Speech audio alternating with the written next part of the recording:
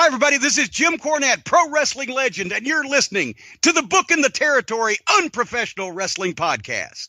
This is the artist formerly known as Daryl Van Horn, James Mitchell, the Sinister Minister, and I'm here to let you know I would rather slam my cock in a car door than to miss the dulcet tones of Hard Body Harper, my illegitimate son, on Booking the Territory podcast. Whoo, Messi, this is professional wrestler Jimmy Valiant, the Boogie Woogie Man. Tell my people, my brothers and sisters, don't you dare miss Booking the Territory. Oh, yeah. This is a one-man gang. You're listening to Booking the Territory Pro Wrestling Podcast.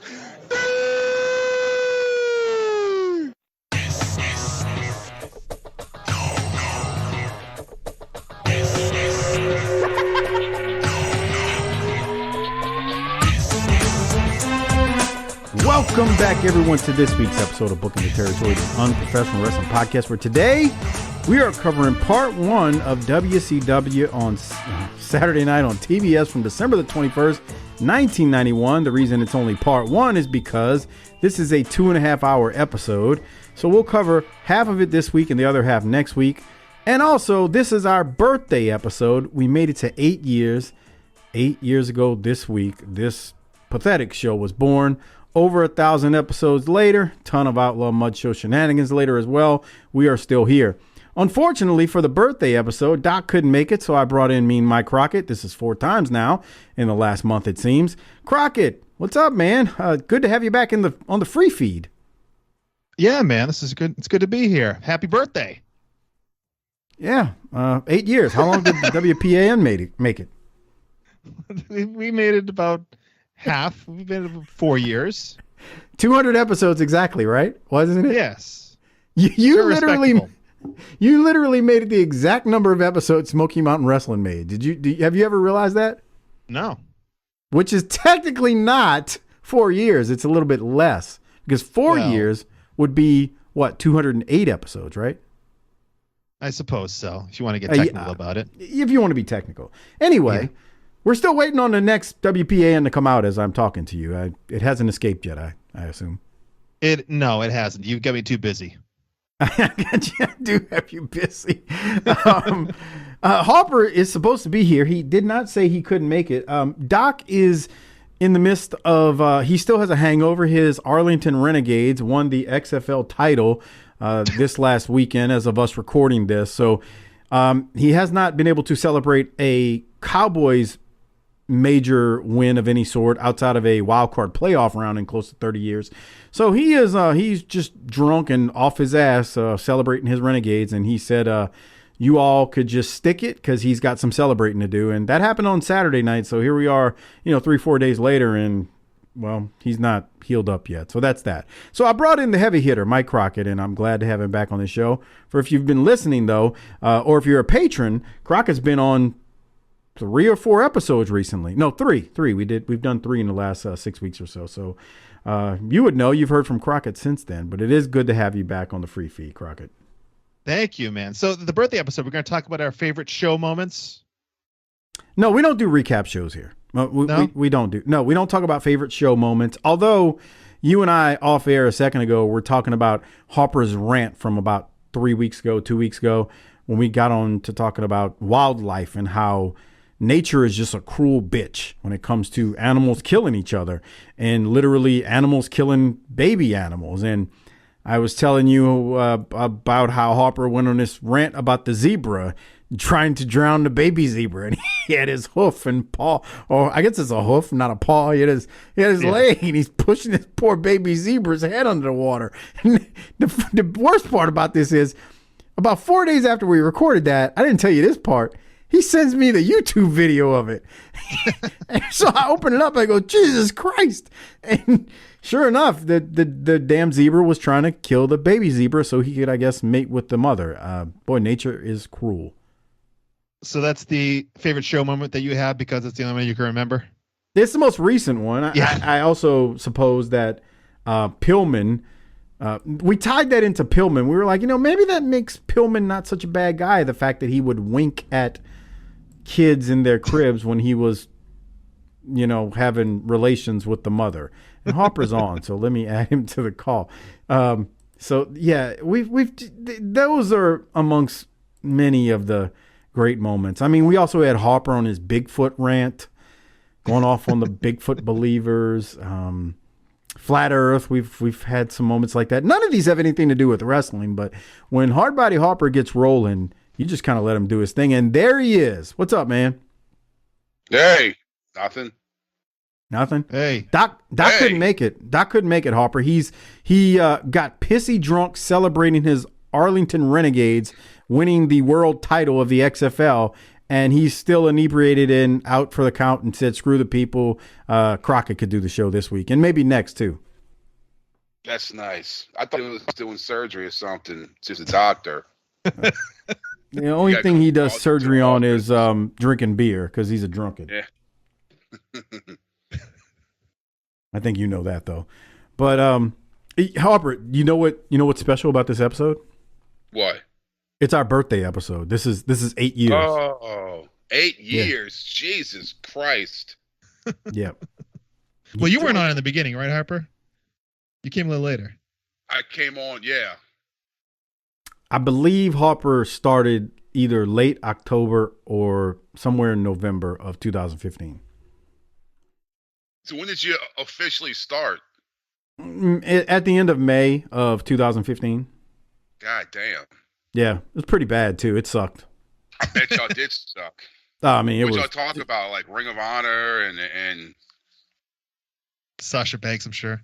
Yeah, Sasha Banks. I don't know. She wasn't on the main roster at that point in 2015. I don't think so. She was in NXT.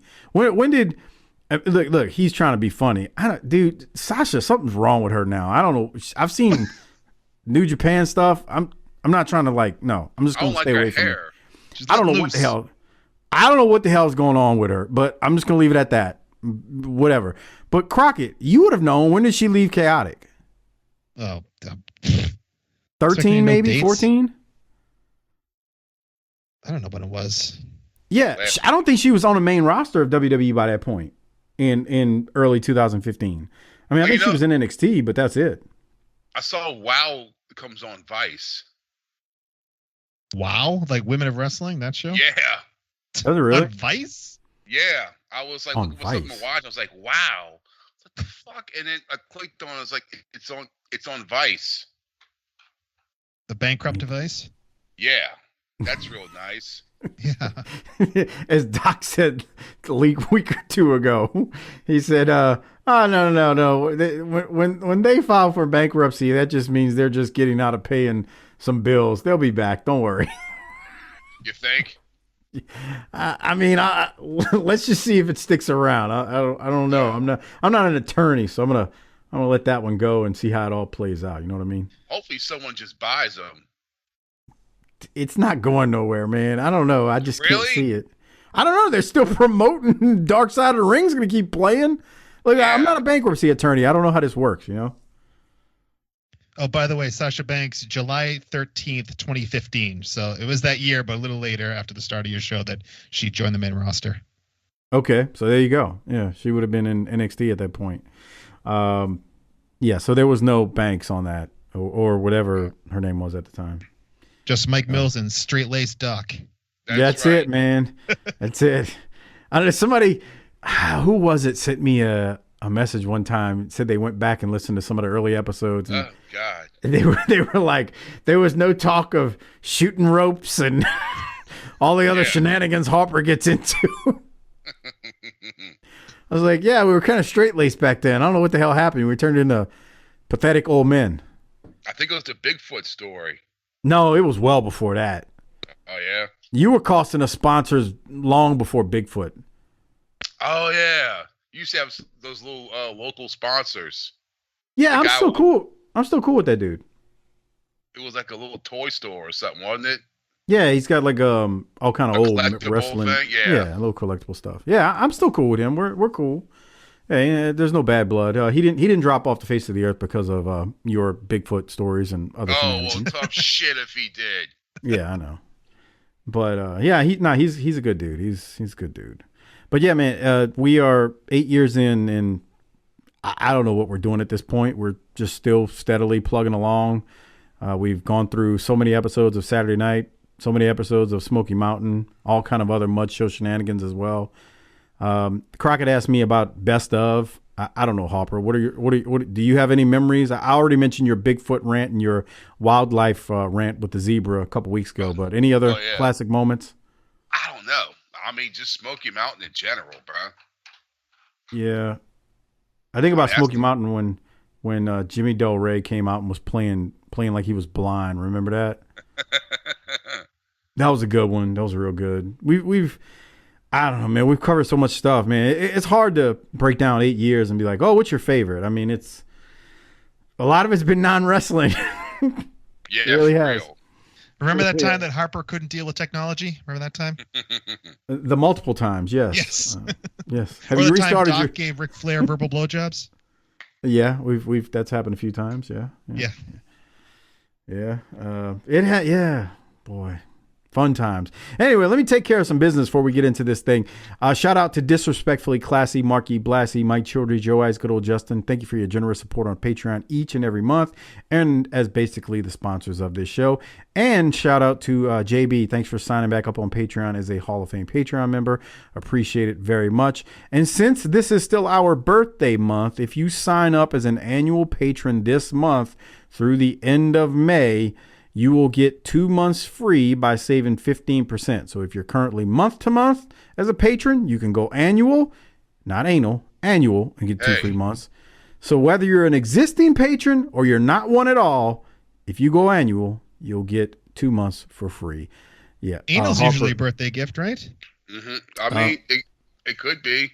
Yeah. Yeah. Right, especially Michael? if it's, I mean, as you told me one time, you know, if you're getting checked out for, you know, that, what do they call that? What's that test they give you? Up the poop chute? What do you call that? I don't know. Have y'all had that?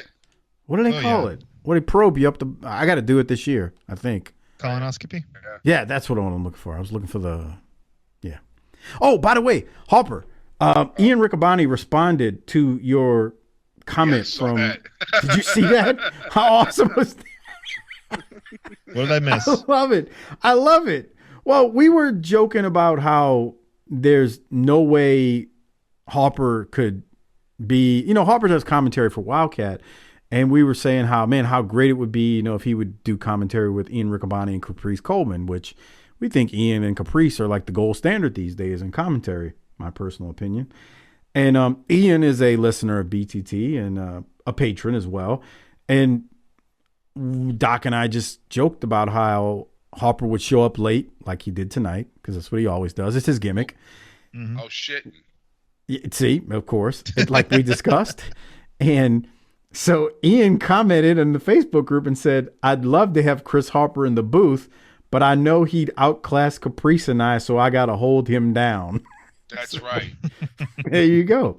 But I think it would be hilarious because Harper would start talking about mutant ducks in Pontchartrain Park in New Orleans with the warts all over them and numerous other things. And before you know it, Caprice, I think Ian would go with it, but I think Caprice would look over like, what the hell is wrong with this dude? Who is this dude? Who's he fucking? He wouldn't say the F word because he's a man of God, but he certainly would look at you like, where did they find this clown? You've never met Caprice, right, Harper? Okay, I was curious. I mean, I know him and the Champ are friends, so that's why I asked that question. All right, Crockett. I had you listen to something. Harper doesn't know what I'm about to talk about, but I want to talk about something serious real quick. Last week or 2 weeks ago, depending on when you listen to this, Jim Ross and Conrad talked about the dark side of Mid-South, you know, on Grillin' JR. And they brought up our one of the most hated people, I think, in the wrestling business, Grizzly Smith. So, Crockett, I'm going to play a quick little sound clip. But did you want to say anything before I play this clip that that I sent you? No, just go for it. All right, here it is.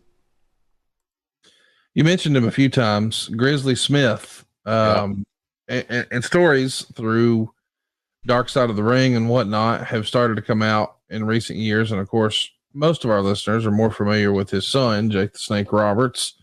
But were there any redeeming qualities about Grizzly? I mean, all we've heard is the really dark stuff. Did you ever have a good experience at all with Grizz, or was? Yeah, he wasn't always bad to me. Right. I went around him a great deal. I remember after TV interviews a few times, he'd take me to lunch, which is unusual. Sounds mundane, normal, but in pro wrestling, you find that's not the way it is. It's just a different breed of cats, man. But that's about the size of it. Buying a meal. Do you? I didn't like his booking. I didn't like his pointing me. He wanted me out because he knew I had value, and I was threatening, and I was young, and so that's kind of where I would leave it. But how he hung around there again. If Leroy had sight, if he had believed the right people, like his wife, then things would have been a lot different in that respect, because it was so obvious. You know, walk into a building and walk in, not hand in hand, but side by side with two, 12, 13-year-old little girls. Oh, God. And of course, the boys are not going to say anything because he's booking and doing the payoffs. And then to give the report back to Leroy, he was, allegedly Leroy's eyes and ears. I don't know how much he told Leroy. He didn't tell him the whole truth. He couldn't tell him the whole truth. Right. So that's. Do you think it was a don't ask, don't tell type situation where guys maybe suspected and assumed, that everybody was kind of afraid to ask? Some of them knew Conrad because they participated. Oh, it was just horrible. It was just horrible. And lucky for me, when the referee assignments came out, the booking sheet came out. I'm gonna stop it right there. I didn't need this clarification, or I didn't need to know this. But this just Bill Watts had to know. I've been trying to toe the line. Man, if you knew, you ought to be going to hell. If you didn't know, and you didn't say anything, go to hell. And I'm like, well, they say Watts didn't know, and this one, bro. The more I hear about this nonsense, I don't know how these grown men did not know. So they all need to be burning in hell. The ones who are dead, the ones who ain't dead one day need to be burning in hell. It's some bullshit. And they're protecting their spot. That's why they didn't want to talk about it. It's been just I remember the first time I heard anything about Grizzly Smith was the Beyond the Mat documentary. Was that the late 90s? Yes. Talking about how, how basically Jake Roberts was conceived, and his interview talking about, well, he was born out of love. Ugh. Oh my God. Oh yeah. He's just creepy. The dude is just, ugh. And you hear Jake tell a story from a few years ago when he was on the most popular podcast in the world. I listened to it, and Jake said that he left his grandmother's room to go rape his mom. Let that settle in. I believe that's how he said it. So I just take issue because on Dark Side of the Ring, I saw a clip, because I still haven't watched that whole episode, of Baby Doll saying, well, he had little girls with him. They called him Uncle Grizz, or some nonsense she said. And I'm just thinking to myself, y'all, I can't help but believe y'all had to know. That ain't normal for just some old dude to be driving around My daughter's 15. Like some rando kids. Bruh, I'm not letting my daughter ride around with nobody but me, my wife, and my mother-in-law. Oh, my brother-in-law at this point. And I guess her brother, because he's driving now. Like, she ain't getting in the car with nobody else driving around, especially touring South Louisiana from fucking wrestling territory. Like, I get it, times were different. But the more I hear about it, and actually, I want to commend JR for something here, because he really said something. He basically put himself on blast. He was like, we saw him, walking in with the little girls. So, like, he's kind of putting himself on blast without saying it. But I'm at the point now where I'm like, oh, Watts knew. Like, I firmly believe Watts knew. I feel like everybody knew. And they just didn't want to lose their spot because, what happens? You go to the authorities and now you're out of a job and you can't make a living wrestling. Yeah. In my mind, I think that's what happened. Yeah, you get blackballed. Yeah, I mean, even guys not in like positions of power. I know, like in the WWF, the whole Terry Garvin and Mel Phillips thing. I was around the independents in the Northeast in the early 90s when Mel Phillips was kind of ousted for all the stuff he was doing. And he ended up showing up to indie shows that I was on. They'd like rent his ring. So he was still around, and like there'd be, teenage boys helping him put together the ring. Shit. Yeah, it just made you feel slimy and uncomfortable, and people just turned a blind eye to it. It's not just relegated to Grizzly Smith. It was all over, and it's a seedy business. I don't know. It gets cleaned up a bit now, but it's been a very seedy business that had a lot of terrible people in it that did terrible things, and a lot of people let them get away with it. Yeah. And he said, what's his name was a pervert too? Who? Sweet Tan or whatever. Sweet Tan. Oh yeah. I heard a little bit. I think I came in a little early on the clip you sent me. Yeah. Mills, and I heard some of the Sweet Tan stuff too. Yeah. Yeah, the Sweet Tan stuff. What a bunch of fucking slime ball predators, bro. Yeah, Sweet Tan was just as bad. JR, he tells a story about, I guess there's a mom and she's got her daughter with her or something, 14 years old or something like that. And Sweet Tan is next to JR and he goes, I'd like to make her purr. And he thought, JR at first says, I thought he was talking about the mom, but he was talking about like the 14-year-old. Yeah.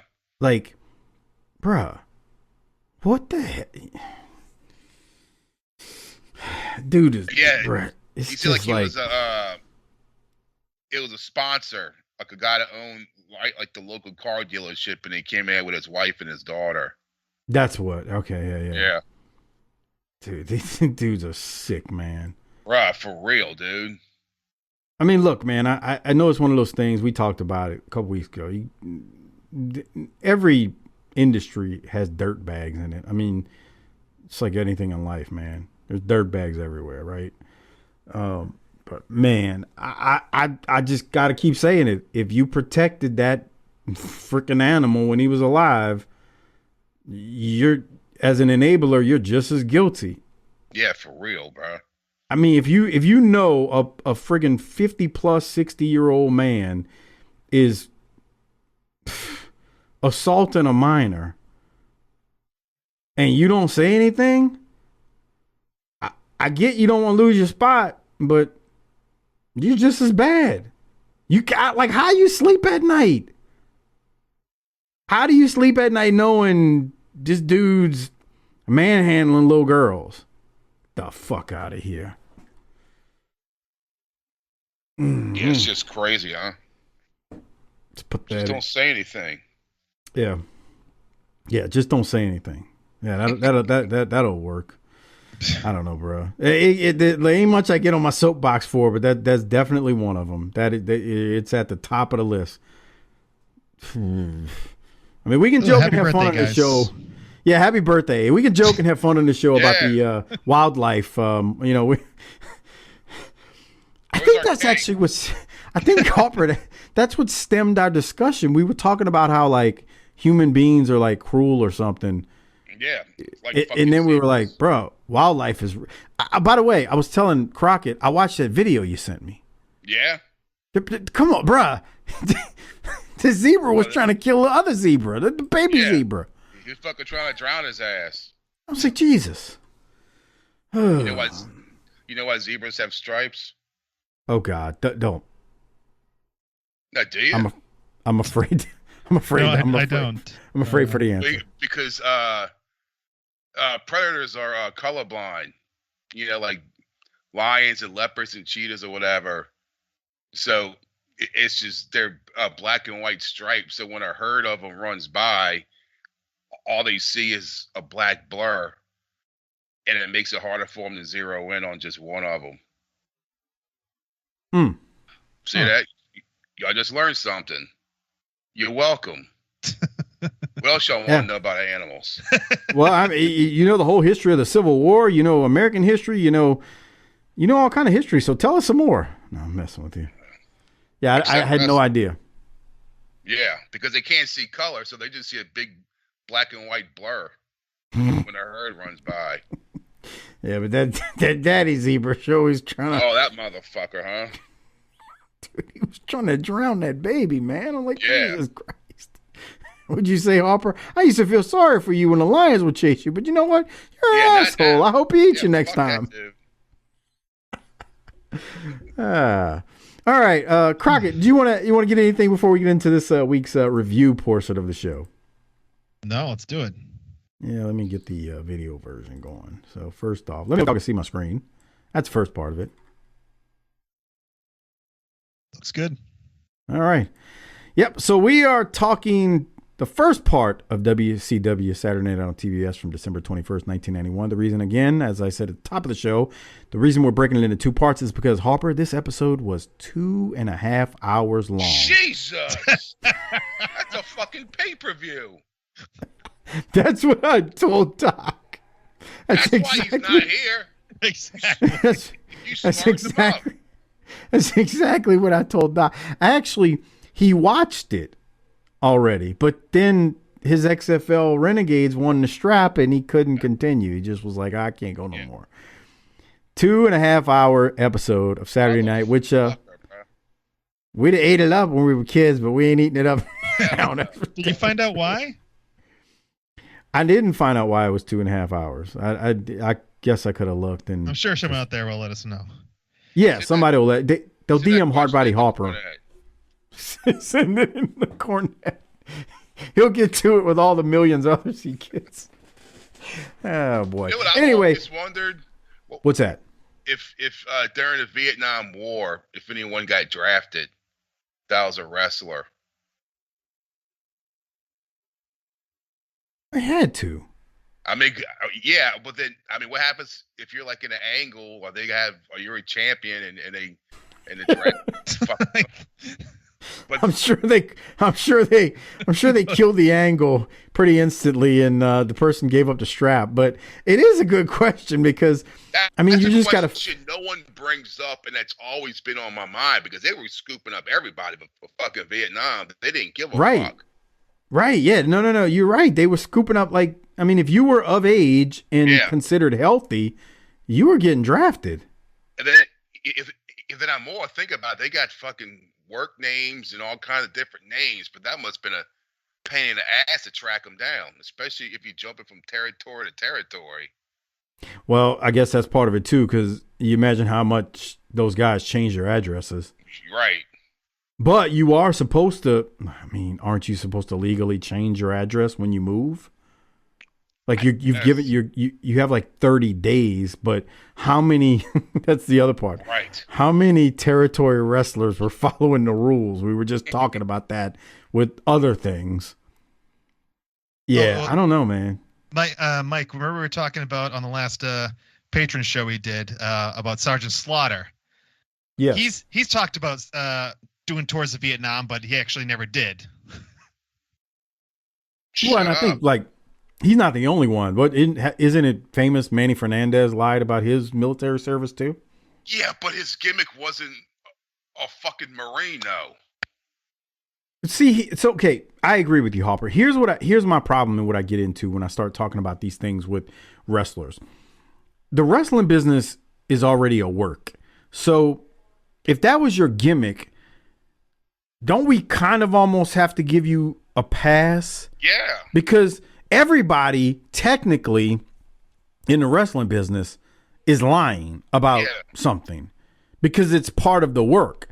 I think the problem is back then when everything was so protected, you were always lying. I mean, there was no, Kevin Von Erich's name wasn't Kevin Von Erich. That wasn't their real name. So I think there's a line that gets blurred, and that's the problem when you start bringing wrestlers into it. Now, I agree with you.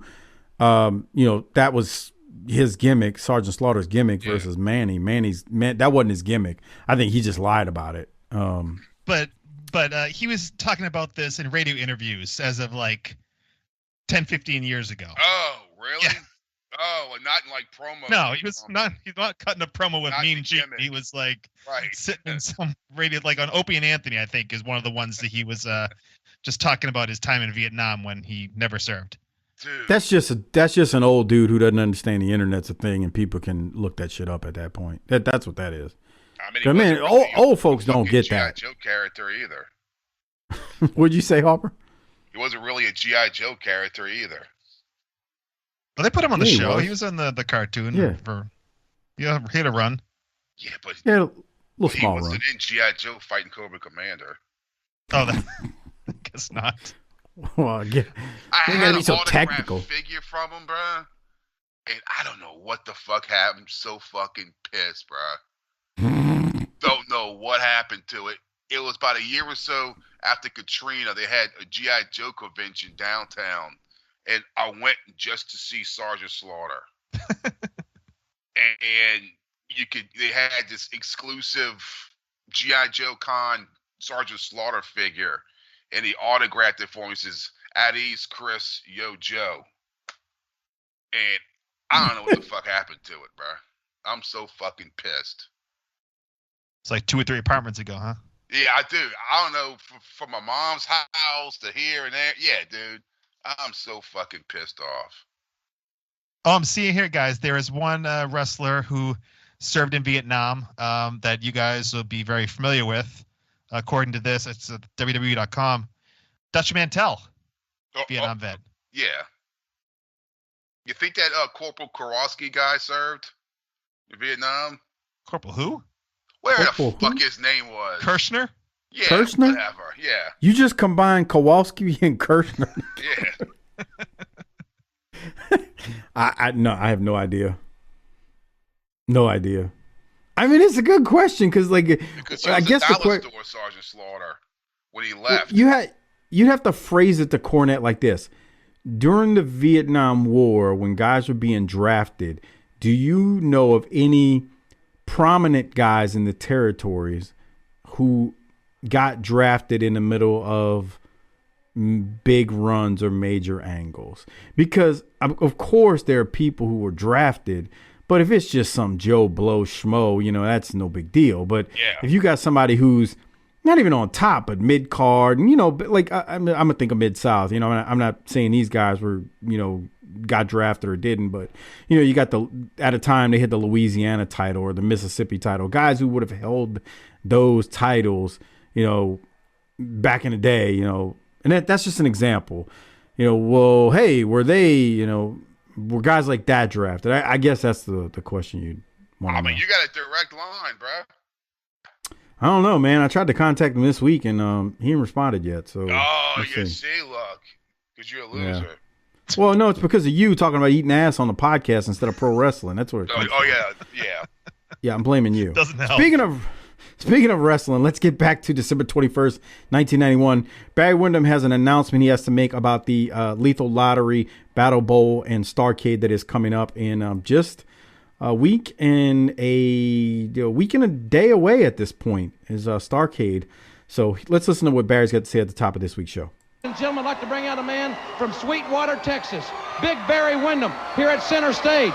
Now, unfortunately, fans, Barry will be unable to compete at Starrcade, just about a week away. But Barry, I know you're going to be in Norfolk at the Scope. And what are your thoughts about this very unique pay-per-view event? Well, Jim, first of all, I think everybody knows that I'm not going to be able to participate this particular time because the hand hasn't healed. But I'll tell you what I'm interested in. I'm interested in the matchups that particular night because any two men can be partners. Now, Arn Anderson could be partners with Dustin Rhodes. He could be partners with Rick Steamboat. And I have particular interest in whatever happens there. And then the tag team has to win to continue on to go to Battle Bowl at the end. And I'll tell you what, there's been nothing ever like this in professional wrestling history or at WCW. It's going to be something, it's going to make history is what it's going to make. They have to win their tag team matchup. But once they get to Battle Bowl, Barry, it's every man for himself in 2 rings. That's exactly right. And that's why I'm going to watch it so closely. Because once they make it to the Battle Bowl, every man is for himself. And it doesn't matter who your tag team partner was before.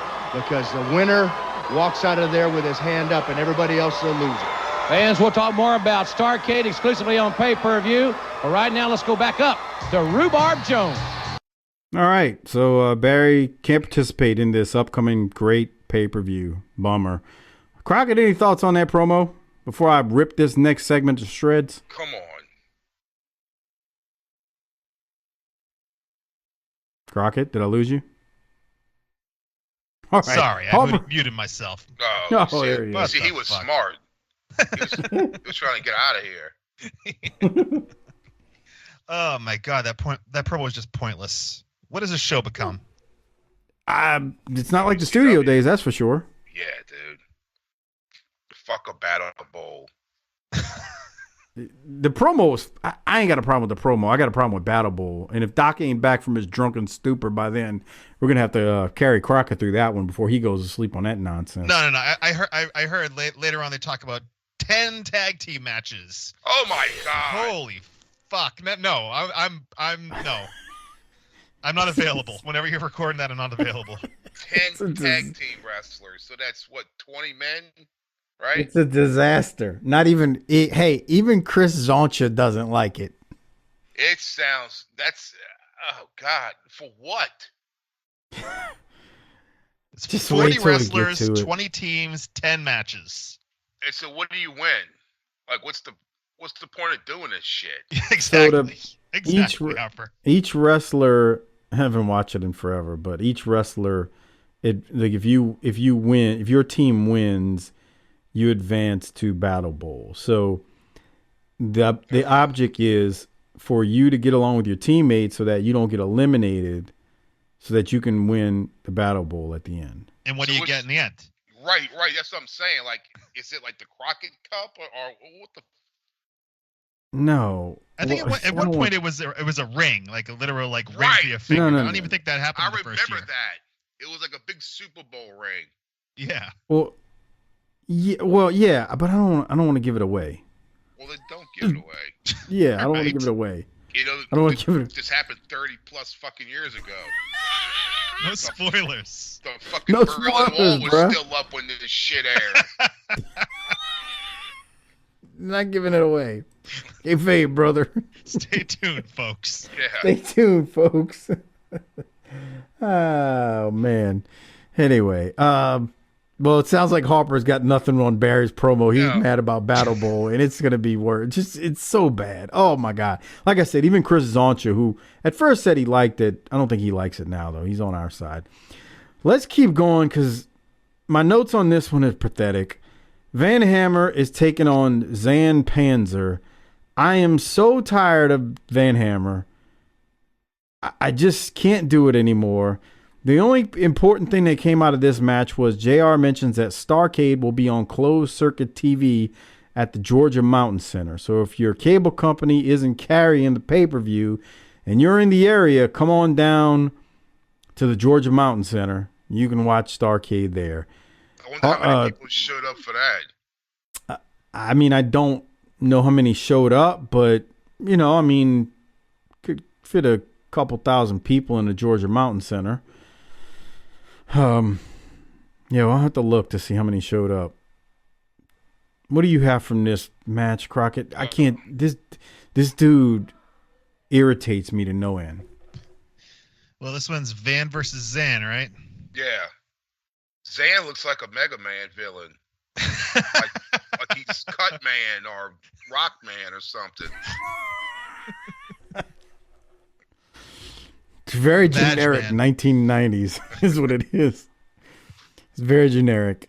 Van Hammer's going to hit the slingshot suplex and he wins and put me to sleep. Is all I got. Harper, I forgot something until recently. Somebody messaged me and said, if y'all are tired of one hair metal guy, what are you going to do when the next one gets there? Oh, well, and they reminded me who's coming next year. JT, right? Who? JT Southern. I don't know who the fuck that is. Okay, well, it'll be more promos for you to cut then come next year. I think I mentioned this like when I was on last. Like, he comes in and he can actually play the guitar and he's the heel and he's putting over how Van Hammer can't play. Oh my God!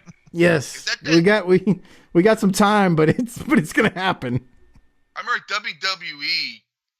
Well, F had some guy like in the mid '90s. He was like Man a on fat Rock. guy. Yeah. He had like the red hair. He played like the WWF guitar. Yeah, it's Max Payne.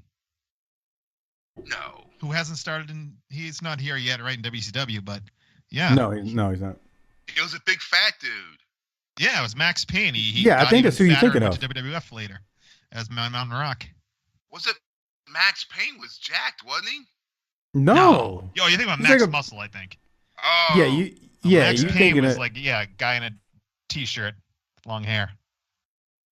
Okay. Yeah, you're going to see Max Payne. We've actually watched him in a match against the... Oh, man, who did we watch him in a match against? Oh, yeah, there he is. Yeah, you've seen him before. We haven't. He isn't here yet in the timeline we're in, but we've watched some stuff with him and Cactus. And it was against the God, what tag team was it? Nasty Boys. Yeah. It was bad. It was bad. But Van Hammer wins, and yes, we'll have him and JT Southern feuding in another 4 months. Jesus Lord, help us. I guess he did. Thanks for that reminder. The whole Milli Vanilli thing. That guy's lip syncing.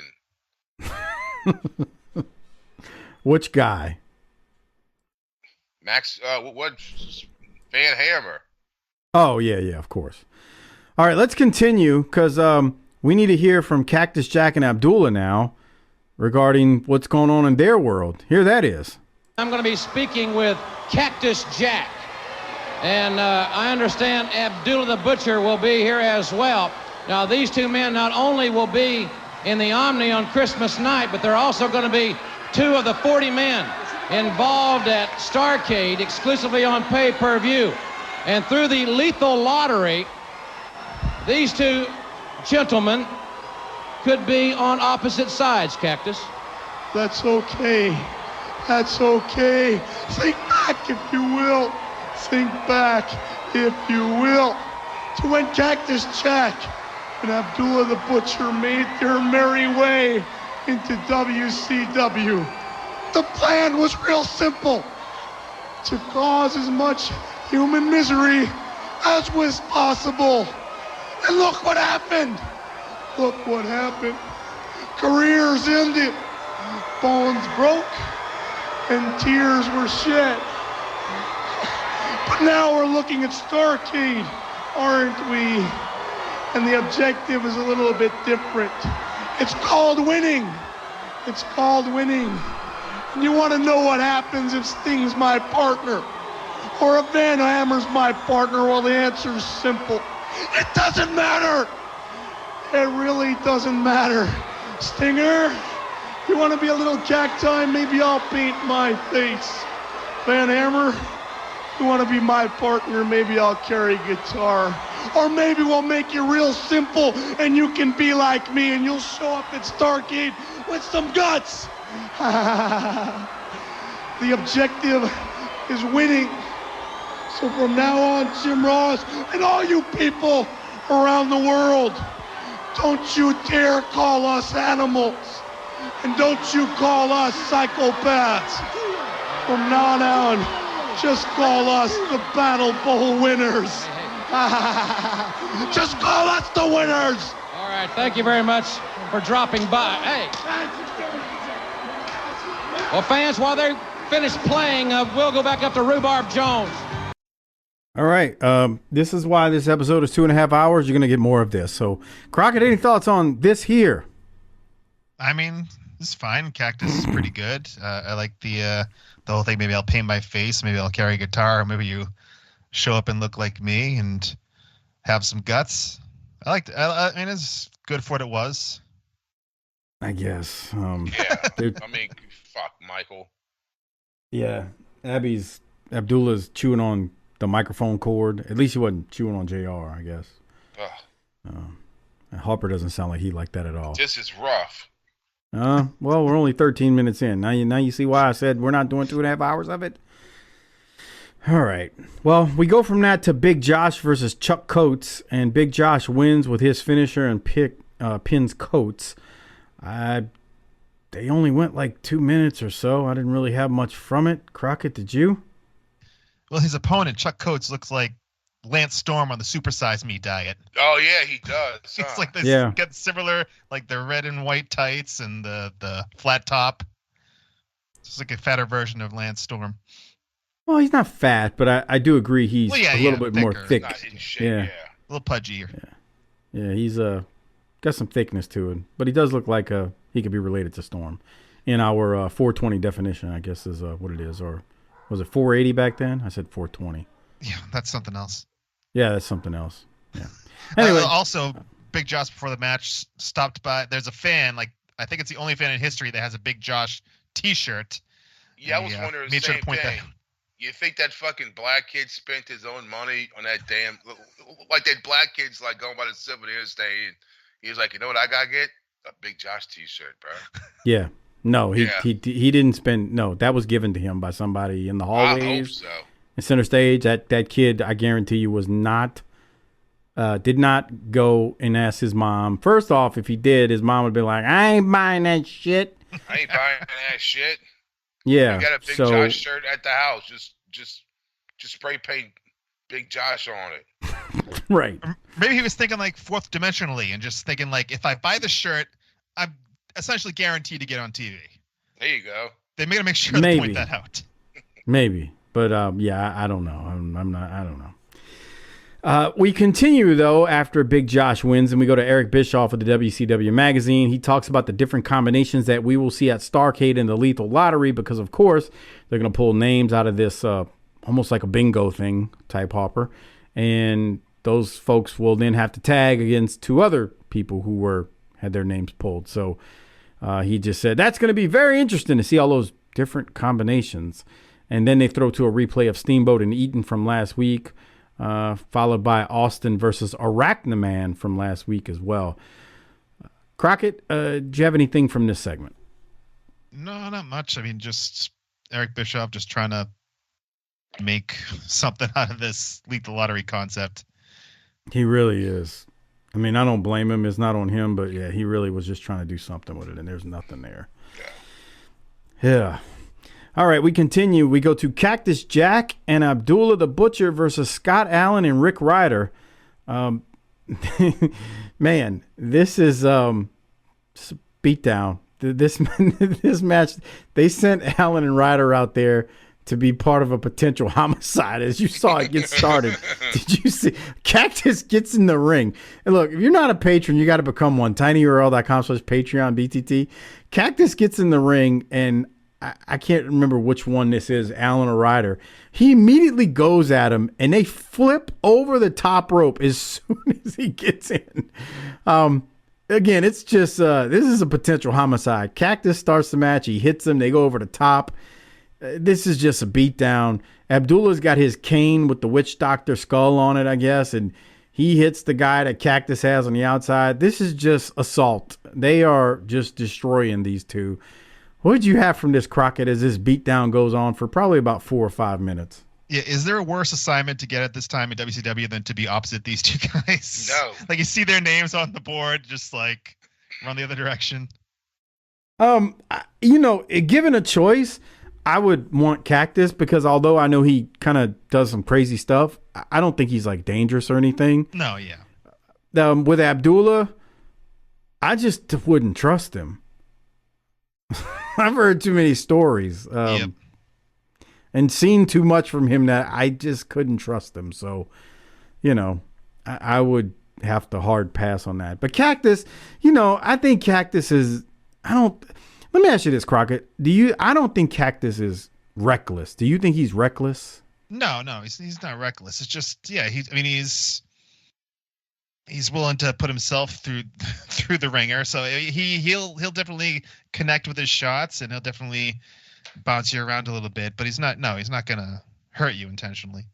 Yeah, I don't think he's gonna purposely do anything dangerous. I have a timestamp though. I wanted to. What you got? 34:40. What the hell are these two trying to accomplish here at 34:40? All right, so they've got the guy in the. I don't know what that was. I don't know what the They hell tried again. They tried again. I think they're trying to drop his neck on a rope. But he's facing Cactus with his back to the ropes. Shut up. I don't know what that was. They tried twice, but still nothing. Whatever. Now that was kind of funny. Cactus has the guy lifted up, and Abdullah just charges, and they sandwich him, and that's a big. I've never seen that move before either, Crockett. And then Cactus throws him down like, piss on you. Yeah, I don't know. But the finish here is something. Abdullah's going to hit this guy with one of his big mud flaps with the elbow. Come on. What? His titty's just hanging, bro. Here it comes.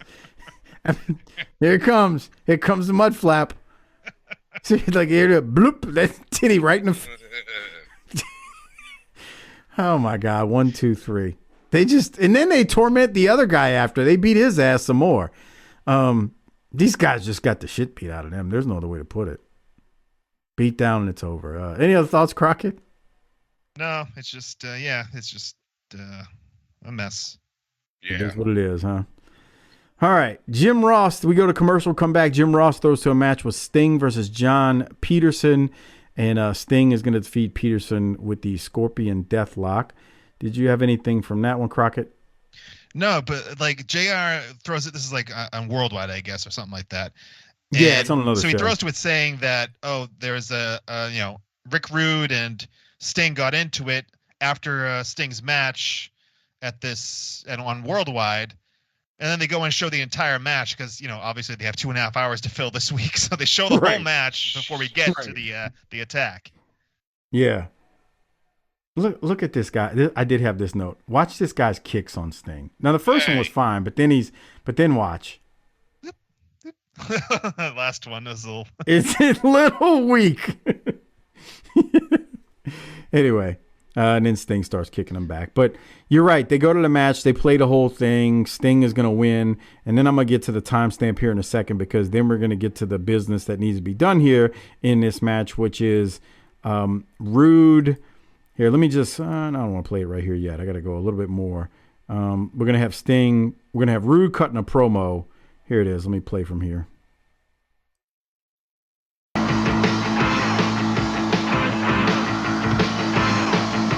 I want to tell you that you or anybody else can withstand the punishment of the Scorpion Deathlock, and Sting, as the fans I'm sure will agree, will get the U.S. title back on one day.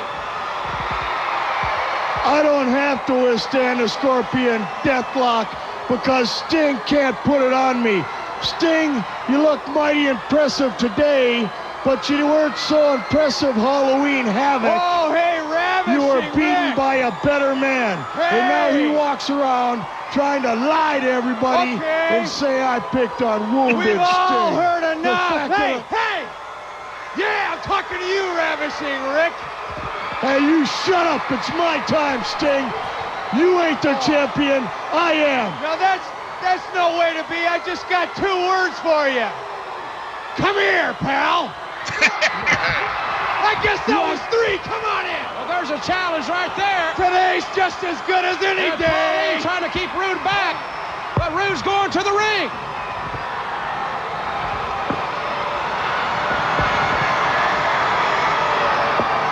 Paulie dangerously, frantically trying to keep Rude from going to the ring. Rude is so competitive. He is a phenomenal athlete and dangerously knows this is not the time or place. Sting is healthy. He is ready. Oh, Sting's got Paulie. Listen to the crowd react to Sting. And Rude from behind, going for the knee again.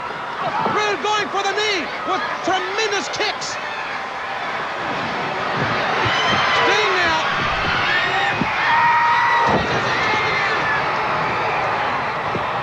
What a right hand. Sends him for the ride. Oh, my. What elevation by the Stinger on the United States Heavyweight Champion. Sting now. Will he get the Scorpion on Rude? He's turned him over. Yes, he's got it. He's got the Scorpion on Rude. Paulie's trying to get him to break it. Dangerously on Sting's back, but the pressure is on Rude's legs. Paulie trying to get him off his meal Pause. Rude's leg in danger. Big snap right here. The Scorpion Deathlock is locked in. Here come the athletes from the locker room. Trying to pull Sting off. There's all the athletes. There's 20 people trying to pull Sting off of Rude in this Scorpion Deathlock. Rude's leg may be broken by the Stinger and the Scorpion Deathlock. This crowd is going crazy as the locker room continues to empty. Look at this. Being news out there. Break the leg. Oh, what a situation here. Here come the rest of the Dangerous Alliance. Sting is like a man possessed. Oh, Rude is hurt, and he is hurt badly. The Scorpion Deathlock. Applied to the U.S. champion.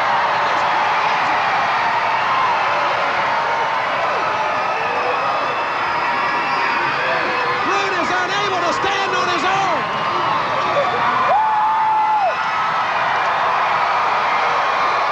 Obviously, the champion is in excruciating pain. And remember, they do have a rematch signed. Sting and Rude for the U.S. title. But what kind of shape will Rude be in? All right, I was actually hoping Doc was going to be here for this show because I thought Sting got a really, really good reaction. And you can hear the fans. I mean, they're screaming for him when he screams and howls and does his thing. The fans are into it. They made Sting look like he was the strongest human being on earth, like he was King Kong. 20 guys could not get Sting off of Rick Rude in that Scorpion Deathlock. Crockett, what'd you think about this? I thought this was awesome. It was so perfect. Rick Rude says in the promo, like, he's not even going to be able to get the Scorpion Deathlock on me. Forget about, will he be able to withstand it? He won't get it on me. And then he gets in the ring, he gets it on him. So you see that, Sting can get the Scorpion Deathlock on him. And it was awesome. The way Paulie they pull Paulie up and the fans go crazy when Sting pulls Paulie up, and then Rude attacks him from behind, and then Rude gets hit when he comes off the top rope and he's in the Scorpion Deathlock, and the way Paulie is like grabbing at Sting's hair trying to pull him off, but it's not happening, and he's only doing more damage to Rick Rude. It was just a great angle. If they bring in the athletes, the job guys, and then Big Josh, the baby faces come in. Big Josh Zema. Big Josh hits all the job guys with the freaking the axe handle. And then, for some reason, he hits him off the axe handle, and then he comes in and he's trying to help get Sting off of Rick Rude. Like, why is he hitting these guys with the axe handle? He needs their help. But no, just a tremendous. I really, really like this. Well, and I was trying to see too if Big Josh, when he did that, this is what had me laughing. I'm playing it back on the video version. You see him hit the guys. I was like, is he sticking a stick in between Sting and Rude and trying to pry him off? Because I think he does. I think it almost looks like he did, and he like it almost like just kind of yeah. But it's funny because like PN News is out there too, and all the over baby faces, I guess I'll call them, are out there. It was done well because it made it look like Sting was going to be dumb and get bamboozled by Paul, but then Sting ends up coming back and really gets his comeuppance. And if you tie this back into the Clash, Sting lost the title Rude said Halloween Havoc, but it happened at the Clash. Sting loses the title there. They really tied it into that well, because it was like Sting didn't win a title here, but he got his comeuppance. And I think that's what that was the ultimate goal of it. And yeah, you always wanted to see the babyface. If a babyface is constantly emasculated, you never have a reason to root for him. Well, in this case, they kind of gave him something here without giving him a quote unquote 1-2-3 victory. So I thought it was great too. I wish Doc would have been here, because I wanted to see him try to make excuses and do mental gymnastics to not give Sting credit. Harper, what'd you think? He went to go take a dump, of course. Apparently so. Wait. When Paulie got on his back, I was waiting for him to stand up and have him, on his back. So he'd had Rude in a standing. I don't even know if he could have done that. There's no way, because Rude's not. Yeah, he couldn't have did that, but that would have been funny. If it's really like he was going to let go and then just stand up with Paulie on his back. Oh, I got you. It did look funny though, because when you watch Paul, Paul's like to the point Crockett made. Paul jumps on Sting's back and he's like trying to pull him off, and he's I don't know what he's doing. He like goes for a sleeper and then he starts pulling Sting's hair, which Sting doesn't have much hair because he's got a crew cut. And Paul's screaming. He's like, "Where's everybody at?" That was funny. It was really good. And again, I wish Doc would have been here, because I wanted to see him do mental gymnastics. You know what I was waiting for too, when all the guys were surrounding him? I was waiting for like the giant roar spot, like the old like Big Show giant, where he just go run, and all the guys would fly off of him. I was waiting for that too. Didn't happen. Yeah, that would have been funny too. Oh man, it was good stuff though. Good stuff here. Anyway. All right, so they go from that to commercial, and I thought it was a really good little angle that they did right there. We go to commercial, we come back, and we go to Bobby Eaton versus Ricky Nelson. And as you can see, we aren't getting too much in these in these matches this week. They've kind of, I guess, packed it in and on our way to Starrcade, as we say that. So Bobby Eaton's taking on Ricky Nelson, and Eaton's going to make pretty quick work of Nelson. He hits him with the Alabama Jam after he hit him with a neck breaker. After the match, Medusa just kicks Nelson, and she and Bobby head to the back. Crockett, any thoughts on this with Medusa out there with her Los Angeles Raiders gear on? Yeah, I was going to say Medusa dressed like Eazy-E for this match. She really is. I can't tell. I guess that's just black shorts she has on, but Medusa is dressed differently this week. There's a good spot at 53-18 that I liked. Where he's coming in from the outside, Ricky Nelson there. All right, so we're at 53-10. VLC it looks like he's going to make a little comeback on Eaton here. Oh, yeah, the gut spot. Who's he going to do? Sunset flip? But Eaton says, nah, bro. Yeah. That was cool. This is a variation on like, it's a good little spot. Yeah, that was good. Yeah, because you really do expect, and everybody watching that watches wrestling expects the sunset flip. Like, cause that's the thing, you hit the gut when you're coming in, the guy bends down so you can get over that top rope and you sunset flip him, but Eaton's like, nah, bro, pop, you're done. It did look good. And he took a nice bump on it too. What else, Crockett? Anything? I think that, I don't know. This is just a thing in general that I like, but Bobby Eaton did it too. A clap before a clothesline. I don't know why that was the big thing in like the 80s and early 90s. You clap before you hit a guy with a clothesline. I don't know. Eaton does it here, and I don't know. It's something I didn't really make sense, but I enjoyed it for some reason.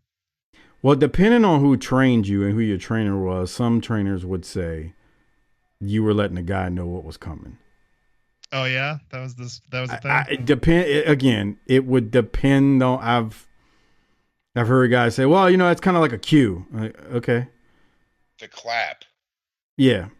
It's like, I don't know how to explain it. Like, I've seen guys do that with arm drags. They clap right before they're about to get an arm drag. Not all guys, but I've seen guys do that. And it's like, I don't know. It just depends who taught you, who trained you. I always laugh at wrestling trainers because, not that I laugh at them. I mean, there are a lot of good ones. There are also a lot of bad ones, but it truly, every guy kind of has their own style. And just because you learn something at one school doesn't mean you wouldn't be taught a different way, although still the right way at another.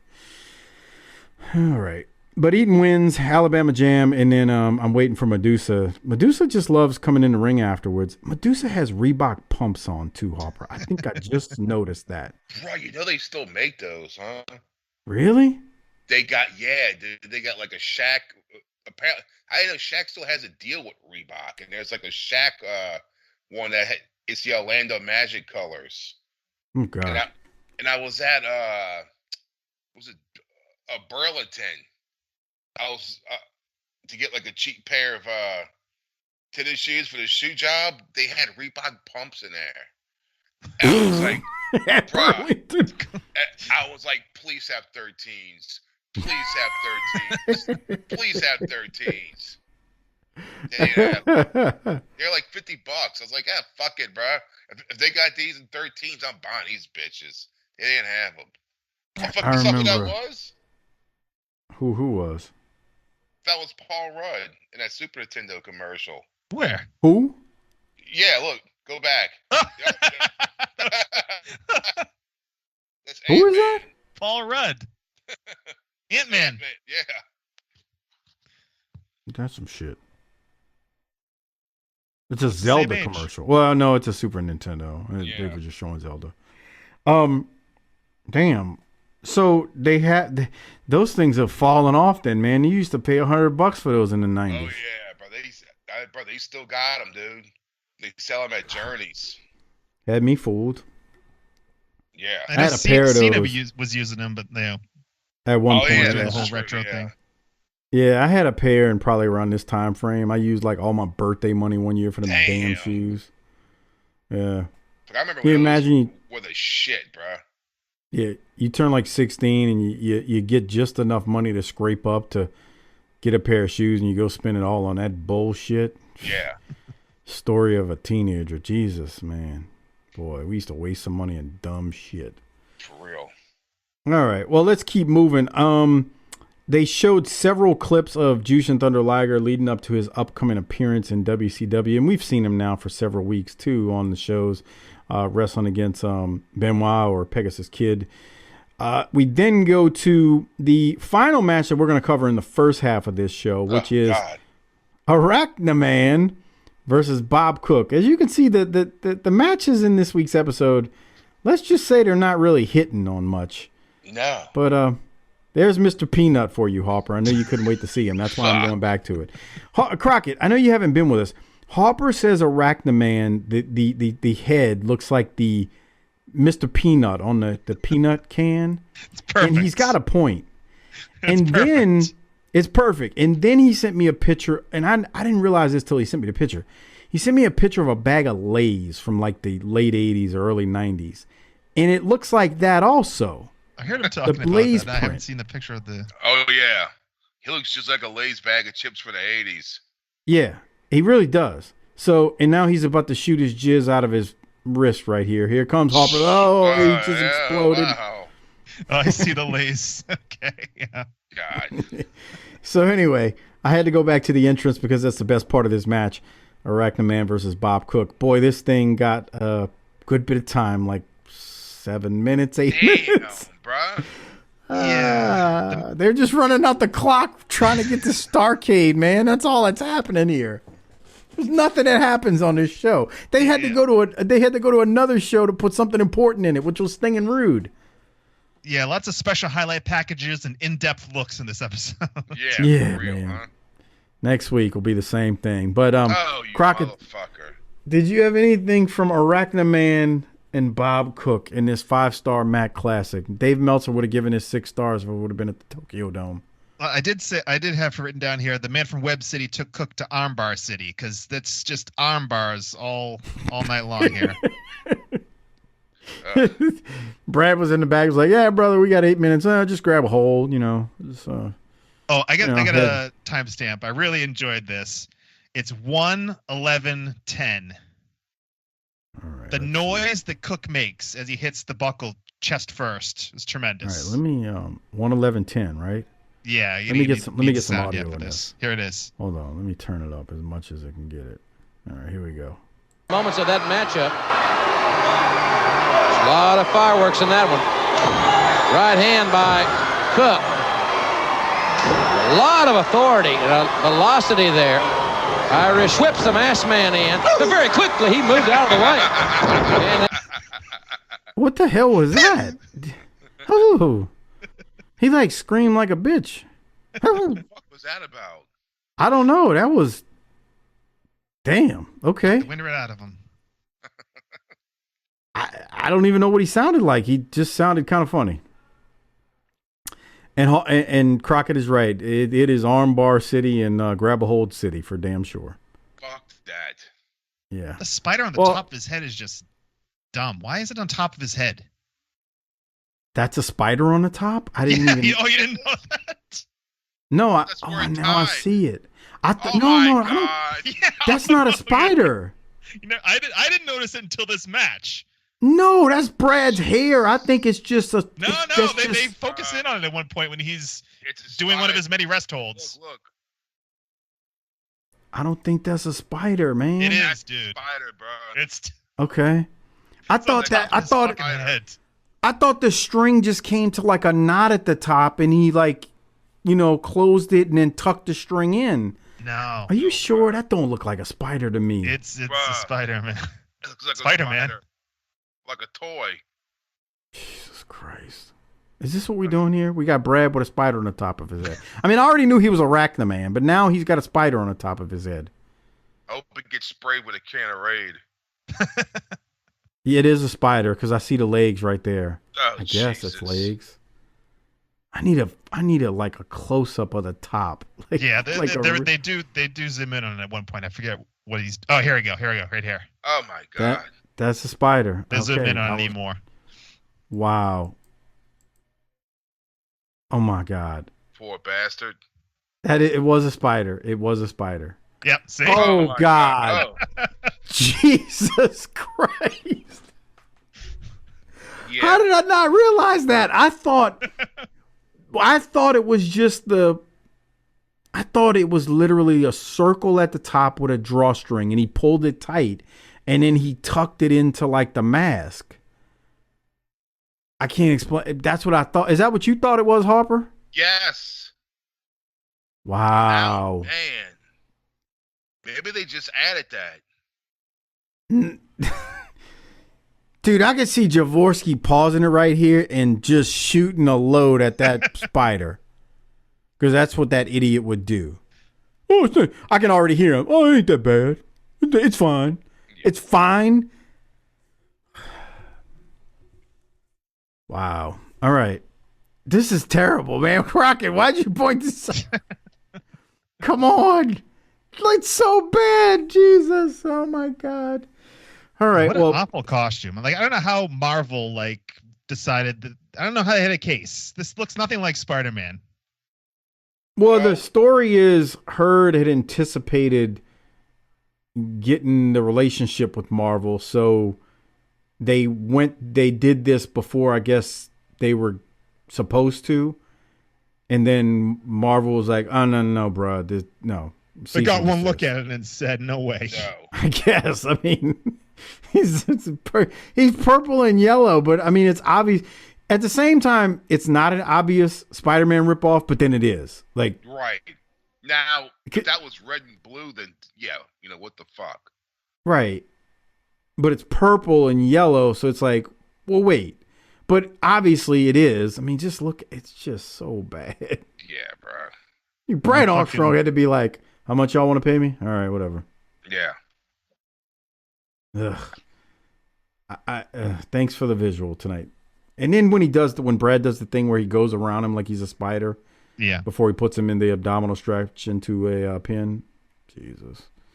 Fuck. 1, 2, 3. Arachniman for the win. And that's how this week's episode wraps up. So we're not going to give out a Rolex this week because we still got to watch the second half next week. Oh, thank God! I thought we were going to watch all this shit. No, we breaking it into two, man. You thought I was going to torture you like that? Yeah, because I'm looking, I was like, bro, it's like 9 o'clock. We got like an hour left. No. That was the first thing I told Crockett. I said, "Hey, man, I need you this week, but it's 2.5 hours, but we're breaking it into 2. Oh, okay, that's fine." 2.5. Dude, why was this so long? Dude, Crockett asked me the same thing. I did not look up to see why they did a 2.5 hour episode.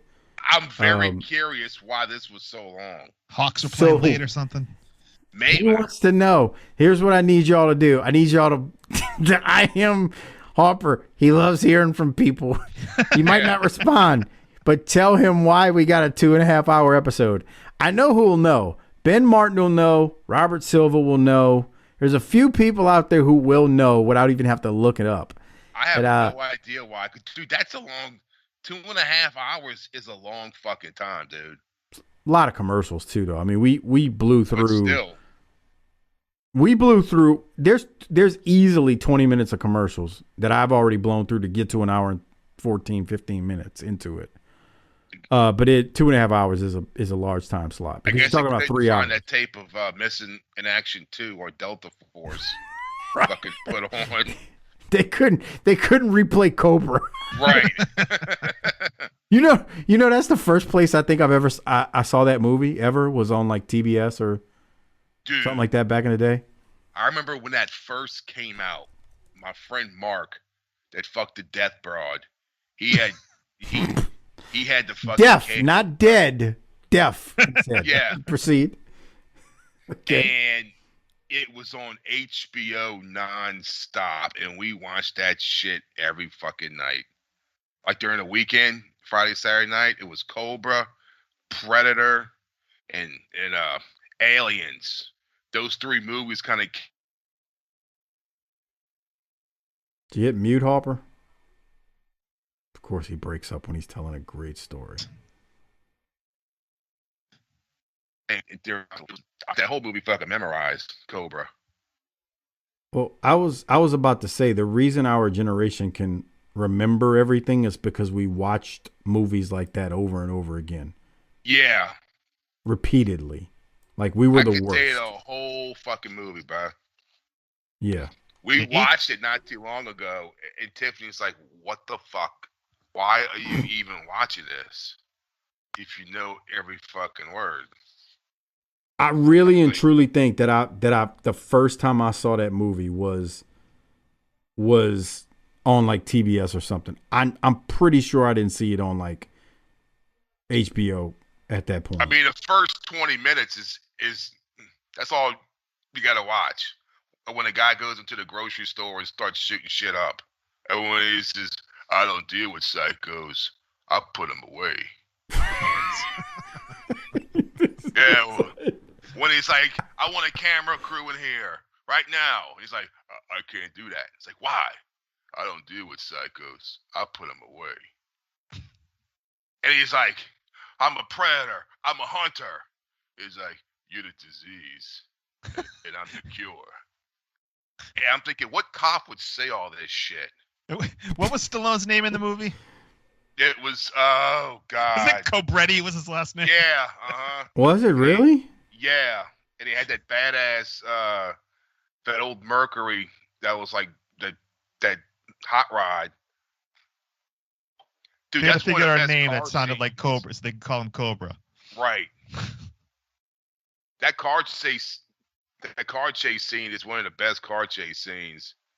When he drives the wall through the fucking parking garage. I'm thinking, dude, that's a badass car, and they destroyed it. Yeah, yeah. It was that movie. That movie is wild, man. I just remember watching it. Like, I remember seeing that movie, and I was like, man, this is nuts. Yeah.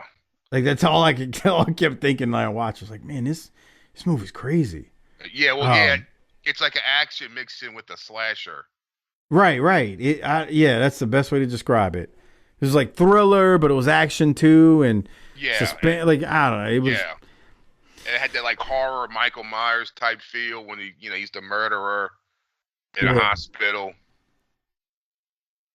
I saw that movie 100 times, man. Yeah, bro. But again, I always saw the TBS version. Oh, I guess, fuck that, bro. I'm sure it's streaming, I think, on HBO Max. Probably. It's probably on Hulu, too. Yeah. I saw, now I didn't see like it was like the later 90s and before I saw the actual like movie, I don't say movie version, but you know, non-commercials. But yeah, I only caught it on like TBS before then, but who knows, man. That movie was nuts. But yeah, you just nailed it, Harper. That's why we can always recite stuff, because we watched that bullshit 100 times. Yeah, it's like Top Gun. I mean, I could tell you every fucking word. Yeah, HBO was famous for that. Like back in the day, they had like 30 movies, and they just like played them nonstop, over and over and over, over and over. Oh, it's on again. Oh, look what's on again. I love on one of those '80s pages, someone would share the old intro to when they would. Oh yeah, the HBO. Yeah, come on, bro. That gives me goosebumps. I love the extended one. Yeah. Yeah. When it's like going through the city and it which goes is like really well done for way back then, yeah. Oh yeah. Yeah, that was badass. That really was badass back then. When you think about, we're so excited, like what's gonna come on? Is it gonna be Poltergeist? Is it gonna be Cobra? What is it? The Heavenly Kid? Yeah, oh my God. Movie 100 times.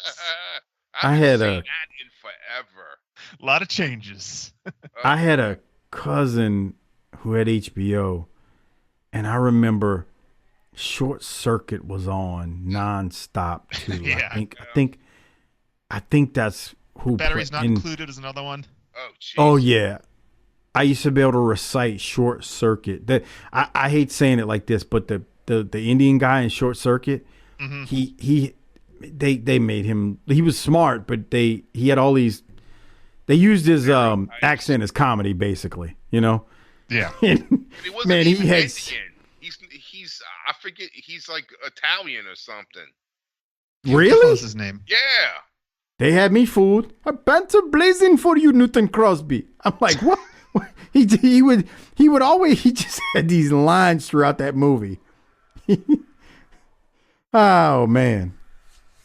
God, when year did that movie come out? 83, probably 84, maybe. Probably 5. Short Circuit is 86. Damn. Wow, man. I thought it was before then. Okay, same year as Cobra, because Cobra was 86. Fuck, when did the second one come out? Cobra 2, you mean, or Short Circuit 2? They made a Short Circuit 2. Yeah, I don't remember. Oh, Crockett, is this Acid Wash Memories, Joe Murata and Michael Quinn, or are we doing wrestling here tonight? Still in the Thunder.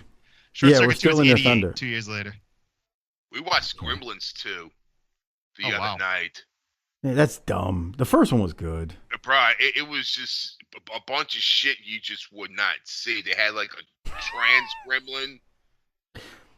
Yeah, can you imagine? Didn't they do that in the first one? Didn't they do that in the first one? No. And the second one was like an acid trip, because all of a sudden there's Hulk Hogan that has nothing to do with the movie. Bruh, they were just hot-shotting the territory by that point, you ain't lying. And it was the fucking trans one. They're smoking. They're drinking Budweiser. But I thought they had like a drag one in the first one too. Or am I combining them? Just like wearing a wig, but this one had lipstick and tits. But I don't think anybody took that as trans. We just thought that was a female gremlin.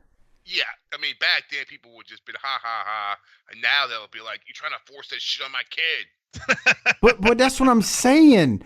It wasn't that. It was just a female gremlin. Like it wasn't like they were.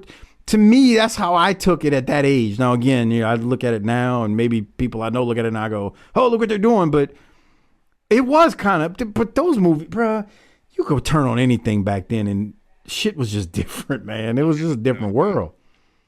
But dude, Gremlins 1 used to get on my. The thing about Gremlins that I never understood. I remember saying this as a kid to my mom, because remember one of the rules was, they couldn't get wet. Okay, that's one thing. But the second thing was don't feed them after midnight. Well, I was like, Well, if you feed them at 8 o'clock in the morning, that's still at the midnight, right? I remember telling my mom that. Oh, dang. I'm like, that's true, huh? And then, I'm like, is it Central or Mountain Time? Midnight? Right. And I said that too. I was like, so if you feed them after midnight, well, isn't that like, so if 12:01 is after midnight, isn't 8 o'clock after midnight? It's just 8 hours.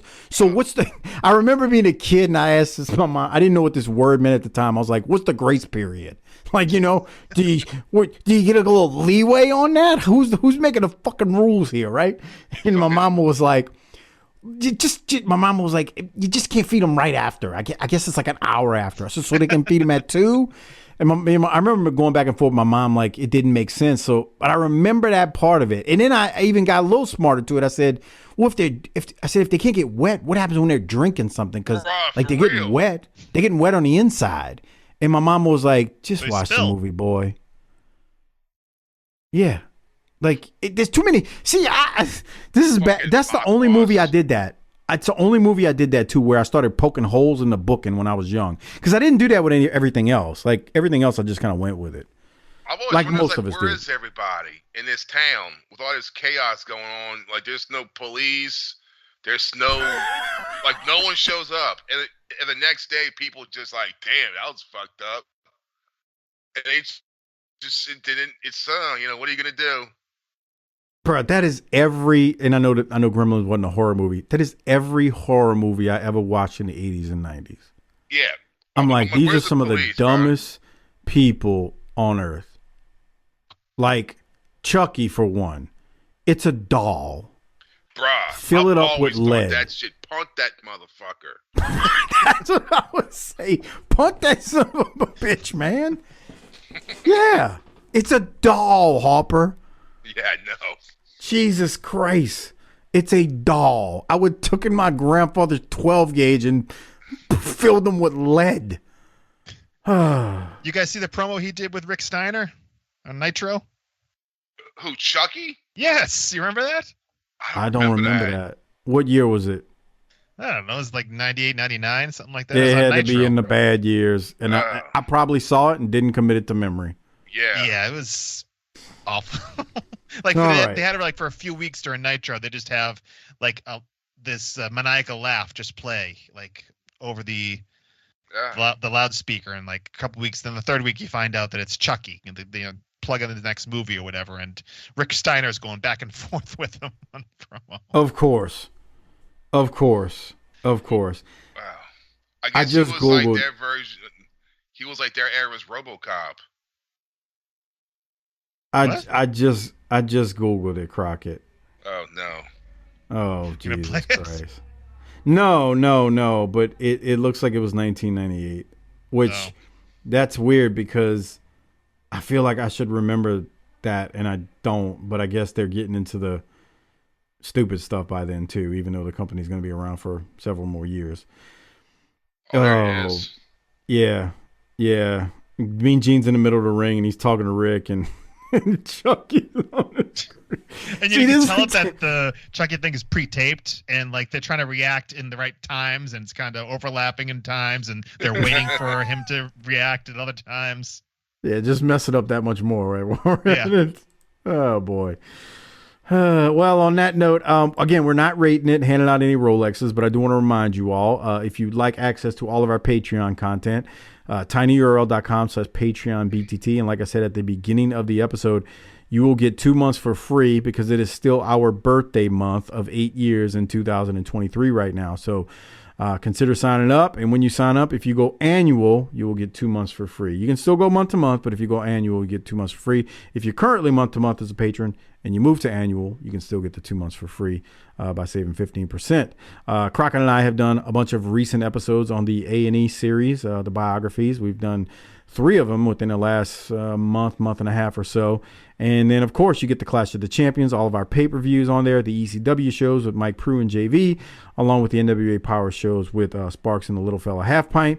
And, of course, if I don't say this, he's going to get mad at me and cut a promo on me, the World Class shows with Lance and I. I'm sorry, the World Lance Cast episodes, because we know Lance has that ego. All of that on Patreon, tinyurl.com/PatreonBTT. Plenty to listen to and keep you busy every single week of the year, and keep you from going crazy on the shoot job. On that note, also make sure Harper is still doing videos and shout outs. All you gotta do is email him. Email him to ChrisHarper16 Wildcat with a K at gmail.com. Let him know what you want in your video. He'll cut a promo on someone. He'll send you some birthday wishes. He'll tell you to go screw yourself. Whatever you want, he will do. Or if you want him to cut a promo on your friends or relatives that you don't like, he can do that as well. And after you email him, PayPal him $20 to cc30388cc@yahoo.com.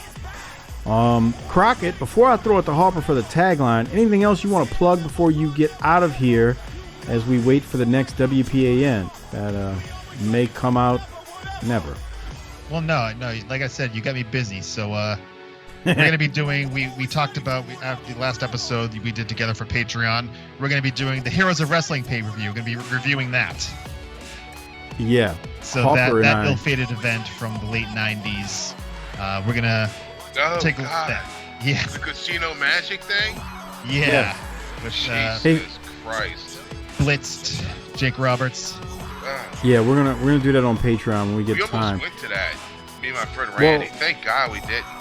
Oh God, you'd have been wasting your money. Harper, do you remember when Chuck Gunther asked you and I to review it? He's like, "Bruh, y'all got to review that one of these days," and we were supposed to do it. We never did. Yeah, I remember That's watching what made some me. of it. I remember watching the first match. It was Marty Jannetty versus what's his name for the Fantastics? Tommy Rogers. Yeah. Yeah. So I was telling Crockett that we were supposed to do it, and we never got around to it. So, dude, that shit was hard to sit through, bro. It's bad. Yeah, dude. Bad. Open invite if you want to come on, Harper, and join us. Let's just take a bunch of names from like 10 years ago. We're just going to throw them up in here and see what the fuck happens. You can make fun of it too, because that's all we're gonna do. I mean, we can't take that serious. How can you not? It's like if you try to watch that with a critical eye, like you're gonna do something good, you're wasting your time. It's bad. Put that on. Oh, I don't remember. I'd have to look. Dutch Mantel's on commentary though. Stan Lane's in it. He came out of brief retirement for a match with it. One Man Gang's on it. We were talking about, I showed Crockett a quick clip of it. Iron Sheik in his knees that are shot is working a match with Nikolai Volkov against the Bushwhackers. It's it's bad. It's horrible. Yeah, the dogs are attacking somebody outside. Sickle. But anyway, Harper, let's roll, hit the tagline, and we'll get out of here. Book it, bitch.